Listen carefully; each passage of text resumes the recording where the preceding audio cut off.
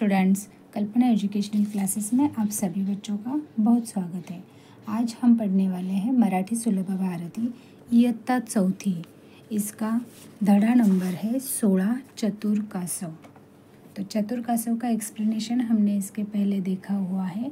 आज हम इसके क्वेश्चन एंड आंसर्स देखने वाले हैं, जो कि एक्सप्लेनेशन अगर किसी ने देखा नहीं है तो आप कल्पना एजुकेशनल क्लासेस के चैनल में जाके वहाँ पे प्लेलिस्ट है, वहाँ पे भी देख सकते हैं, या फिर मैं नीचे इस वीडियो के नीचे लिंक दे दूँगी, आप वहाँ पे जाकर भी चेक कर सकते हैं। तो पहला सवाल है, या गोष्टीत कोल्हा कासव हे शब्द वेगवेगळ्या प्रकारे आले आहेत ते वाचा। आता खालील शब्दांची अशीच वेगवेगळी रूपे सांगा।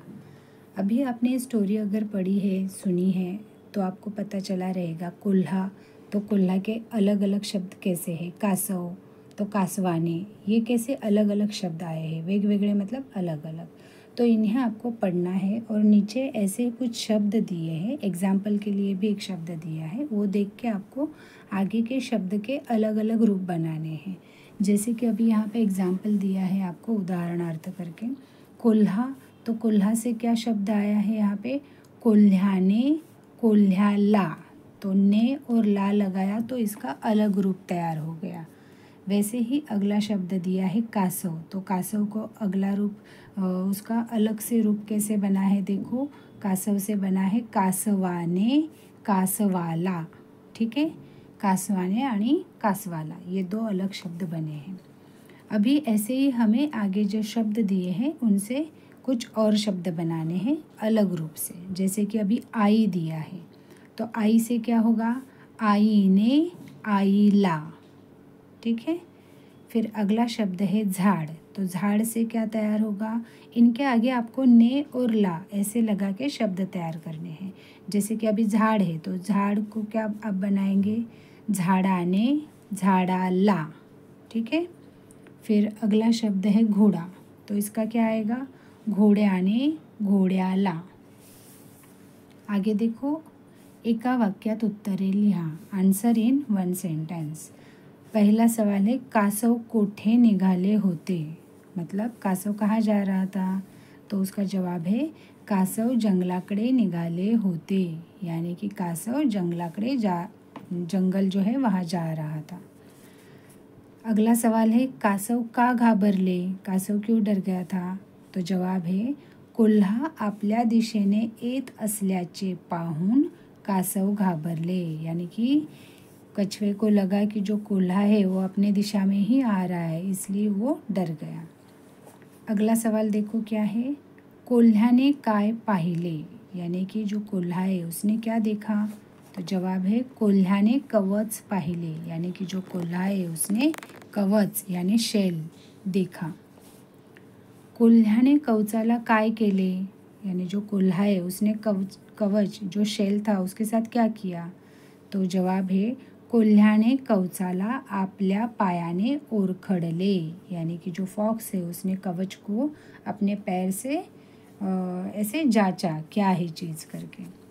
अगला सवाल है, कोल्हा पुढे निघून गेल्यावर कासवाने काय केले, जैसे ही फॉक्स आगे निकल के गया तो कछुए ने क्या किया, तो जवाब है कोल्हा पुढे निघून गेल्यावर कासवाने हळूच मान बाहेर काढली आणि ते पाण्यात शिरले, यानी कि जैसे कोल्हा आगे चला गया तो कासव जो है उसने अपना गर्दन बाहर निकाली और वो पानी में चला गया।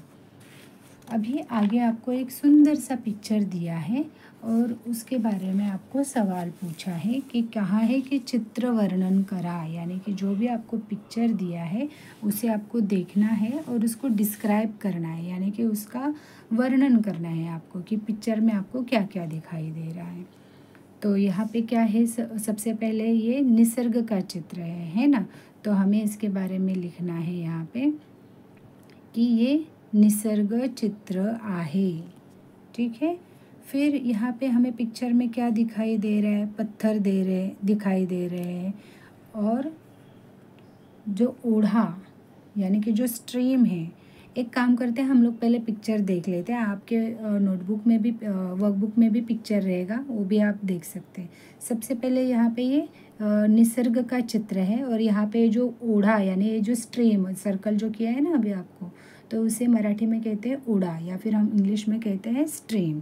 तो ये दिखाई दे रहा है और उसके बाजू में देखो बहुत सारे पेड़ यानी झाडं, मराठीत काय म्हणतो आपण झाडे, आणि गवत, गवत यानी ये जो ग्रास है यानी कि घास, वो भी हमें दिखाई दे रही है। बस इतने ही हमें चीज़ें यहाँ पे दिखाई दे रहे हैं और बीच बीच में यहाँ पे देखो पत्थर यानी इसे मराठी में हम कहते हैं दगड़। तो ये चीज़ें दिखाई दे रही है, बस इसी को हमें सेंटेंस में लिखना है। तो हम क्या करेंगे, पहले लिखेंगे निसर्ग चित्र आहे। शॉर्ट में लिखना है, ज़्यादा लंबा नहीं। जो हमने अभी देखा वो उसका एक्सप्लेनेशन था। तो यहाँ पे पहला सेंटेंस है निसर्ग चित्र आहे। फिर अगला सेंटेंस आएगा दगडांमधून वाहणारा ओढा दिसत आहे। और तीसरा सेंटेंस आएगा झाड़े व गवत दिसत आहे। ये हो गया आपका एक डिस्क्राइब करने का जो सेंटेंस है वो। अगर आपको ये क्वेश्चन आंसर समझ में आए हैं, अच्छे लगे हैं, तो चैनल को शेयर, सब्सक्राइब और लाइक ज़रूर कर देना। Thank you so much.